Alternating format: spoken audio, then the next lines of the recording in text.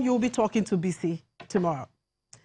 And then we move on now to the U.S., where stock index futures pointed to slightly lower open as investors monitor rising bond yields and new earnings. At around 7 a.m. Eastern Time, Dow Jones Industrial Average futures fell 27 points, indicating a decline of 29.93 points at the open. Nasdaq 100 and S&P 500 futures also pointed to a lower start for their respective markets. The moves in pre-market trade follow surging bond yields in the previous session. A slew of economic data pushed the U.S. 10-year yield through to 3.1%, its highest since July 2011. Higher yields could be detrimental to U.S. stocks as they can curb investment. Dow Components Walmart is due to release its latest figures before the opening bell. Applied Materials and Nordstrom are set to report earnings after the bell. In terms of data, there will be jobless claims due out at 8:30 a.m. Eastern Time. In Asia, stocks closed narrowly mixed today as the yield on the U.S. 10-year Treasury stayed above 3%. Investors also kept an eye on the second round of U.S.-China trade talks. The Nikkei 225 rose 0.53% to close at 22,838 points.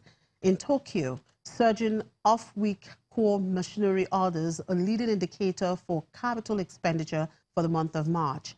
Over in Seoul, the Kospi finished the day down 0.46%. Technology shares were mixed, with index heavyweight Samsung Electronics easing 0.9%. Hong Kong's Hang Seng Index shared 0.42% as banks and insurers slipped. Most sectors traded in negative territory before the market closed, with property developers also weighing on the index, although the technology sector advanced. On the mainland, the Shanghai Composite edged down by 0.48% to 3,154 points, and the Shenzhen Composite eased 0.52%. In Australia, the S&P ASX 200 finished the session lower by 0.21%. Away from the markets and back here in Africa, Tanzania's central bank has approved the merger of two small state banks, Twiga Bancorp and TPB Bank PLC, as part of a plan to improve financial stability and reduce the number of state-run lenders. The decision is part of a drive to counteract a spike in bad loans since 2015 that has hit bank profits and stifled private sector lending, in turn undermining economic growth. The central bank took control of Twiga Bancorp in October, saying the majority state-owned bank was severely undercapitalized. The decision followed a call by President John Magufuli for action against failing state institutions. Magufuli ordered the central bank in March not to bail out struggling banks as the government tries to control rising non-performing loans. Bad debts as a proportion of the total banking industry loan portfolio rose to 11.7% in December 2017, more than twice the maximum target of 5%, up from 10.6% in June 2017. The world's three largest oil traders are competing to buy the African arm of Brazil's Petrobras that owns stakes in two major Nigerian offshore oil blocks after submitting bid earlier this month. Petrobras launched the sale of 100% of Petrobras Oil and Gas, or Petrobras Africa, as part of the heavily indebted company's plan to offload $21 billion in assets through 2018, as it also faces a massive corruption scandal. Petrobras holds half the shares in the company, while 40% are held by a subsidiary of Grupo BTG Pactual SA and 10% by Helois Investment Partners.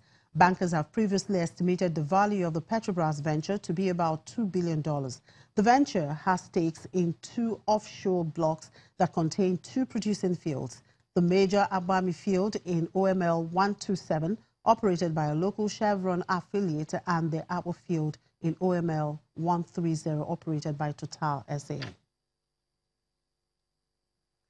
Nigeria's e-commerce market is one of the largest in Africa, with a whopping total market value of about $13 billion. Now, in order to attract more investors and maintain consumers' confidence, the Standards Agency is amending its 2006 Product Liability Regulations. This will ultimately increase the gross domestic product of the nation. E-commerce, as the name implies, is a business that is on the rise today, and the Internet's vast potential has made it easier for organizations to reach out to a larger pool of customers and prospects. This underscores the need for the standardization and regulation of the quality of products and services being traded throughout the cyberspace. The promotion of awareness on standards and quality regulation in the e-commerce sector has become necessary as the drive for digitalized marketplaces increases and the pressure on the standards community mounts. These require that all stakeholders reckon fully with the realities of the competitive and fast-paced global economy. Distinguished ladies and gentlemen, having identified that the roles played by stakeholders in this sector is key to the growth and development of the nation,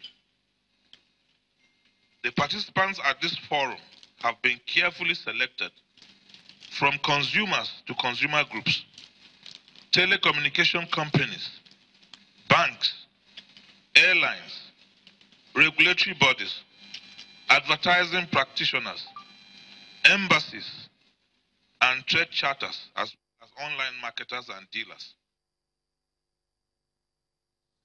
We'll take a quick break, and when we come back, we'll talk commodities with corn in focus. To stay with us.